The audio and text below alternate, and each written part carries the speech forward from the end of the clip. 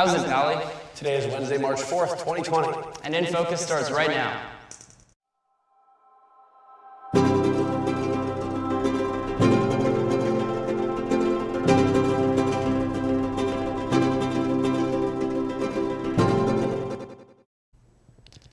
The final career series speakers for this school year happen tomorrow at lunch. Joe Biden wins the majority of available delegates in the Democratic race on Super Tuesday, but Bernie Sanders wins California. And Cody sits down with one of Pally's journalism teachers. All that and more is coming up on today's show. Welcome to InFocus. I'm JP Conrad. And I'm Jackson Drucker. There's a lot going on around campus. Here are some important announcements from today's campus bulletin. This Thursday, Palo Alto's Teen Advisory Board is hosting a game night at the Mitchell Park Community Center from 5:30 to 7:30 p.m. The great event will be a great start to the long weekend with free Chipotle catering, games, tie-dyeing, and raffles, including a hydro flask and gift cards. Pally's Career Speakers series finishes up tomorrow, providing free lunch for the first 100 students in the MAC. Tomorrow's speaker will be Silas Valentino, the managing editor for Punch magazine. There will be no speaker in the pack. Skyline College is hosting the Expanding Your Horizons in Math and Science Conference on Saturday, March 14th from 9 a.m. to 3 p.m. The conference is designed for 6th to 12th grade young women to have the opportunity to meet women who use math and science in their careers. Over 100 women working in related fields will lead hands-on workshops that include experiments and a discussion of career options and educational requirements. For more info and to register, please visit the link on screen. Skyline College is offering a great way for young women to see jobs they can fill in the future. Our resident historian, Stella Essenmacher, is here now with some info about a job that unfortunately a woman has never held, the U.S. presidency. Thanks, JP and Jackson. Today, March 4th, was the presidential inauguration day from 1793 until 1933 to signify the day when the federal government began operating under the U.S. Constitution in 1789. The only exception to this happened when on March 4th landed on a Sunday. Then, the swearing-in ceremony was held on March 5th. This led to a couple strange situations where the presidency was technically vacant for 24 hours. In 1933, Franklin Delano Roosevelt was the last person to be inaugurated on the stage, where he spoke his famous line, "We have nothing to fear but fear itself." Afterwards, the 20th Amendment changed the date to January 20th. That's all from me, back to you. Moving on now from presidents of the past to the 2020 race. 14 states and one U.S. territory held their primaries last night on Super Tuesday, and we have the results. Over a third of the delegates needed for a nomination were up for grabs, and former Vice President Joe Biden and Vermont Senator Bernie Sanders were the clear winners. Biden made a large comeback. He is now projected to win in 10 states after receiving endorsements from Amy Klobuchar and Pete Buttigieg, who dropped out of the race earlier this week. Sanders took the projected victory in 4 states, including California, and has stayed close to Biden in terms of delegates. New York Mayor Michael Bloomberg announced today he was dropping out of the race after a disappointing Super Tuesday, and he is throwing his support and funding behind Biden. Continuing with our coverage of the novel coronavirus, health officials announced 2 more cases in Santa Clara County yesterday, bringing the total up to 11. And Menlo School in Atherton is closed through the weekend because a staff member was potentially exposed to the virus. The Santa Clara Public Health Department has issued new guidelines for people at higher risk of getting coronavirus, urging people over 50 and those with compromised immune systems to avoid mass gatherings such as parades, sporting events, or concerts. Also, Congress reached agreement today on a bill that would provide $8.3 billion in emergency aid to combat the virus.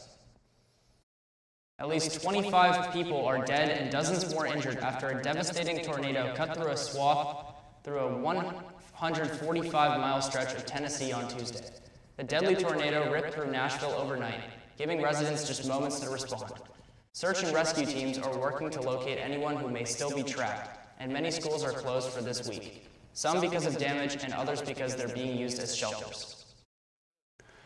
Pally is home to one of the biggest high school journalism programs in the country, and the media arts program here includes many different publications, including us here at InFocus. While journalism teacher Esther Wojcicki did not create the journalism program at Pally, she has guided many of the publications in her 35 years here and with the help of other media arts teachers has made the program a point of pride for the Pali community. InFocus member Cody had a chance to talk with Waj about the program's vivid history of censorship and other challenges Pali journalism has faced. I mean, it was crazy. We could only film the backs of their heads. And we were not allowed to write about anybody using their last name. We could only write about them with their first name. And then it got so contentious that the school board asked me to take down the website. And so in 1998, I had to take it down, even though it was a really good website. And it did not get put up again until 2002. After Verde was founded, the program, the Camp Neely program, continued to grow. And every year, in spite of what I did, there seemed to be 80 people signed up. And 80 people and one teacher is kind of an unusual ratio. And so after Verde started, then came Viking. And that was started, the idea for Viking was started in the beginning journalism class. And that was pretty exciting to have a sports magazine. And so in 2004, I believe it was, 2 years later, 3 years later, Viking was born. And initially there was a teacher here named Miss Austin who was hired to take care of Viking.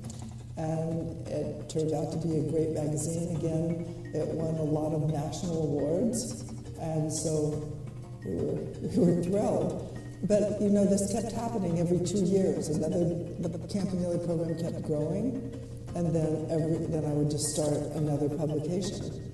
And so that also happened with C Magazine. And if you just think of all the publications there are in Palo Alto High School, that's how they all started.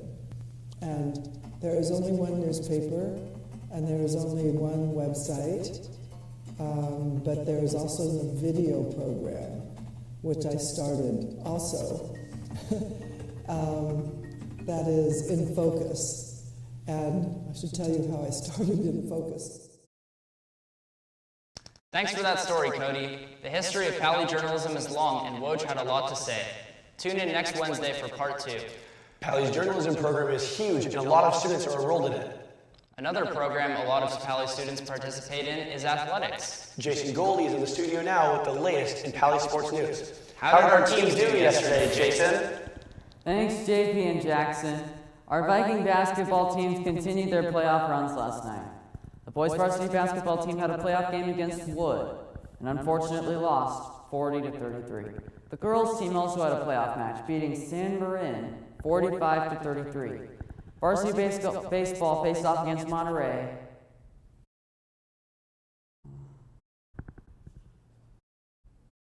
and won 8-0. Now let's move on to upcoming games. Today at 5 o'clock, boys JV lacrosse has a home game versus St. Francis, and varsity takes the field at 7 o'clock. Tomorrow, the girls' varsity basketball team plays at home against Los Gatos at 7 p.m. That's all from me, back to you. Well, that does it for today's episode. Be sure to visit our website to check out old episodes, check the bulletin, or to send us an email.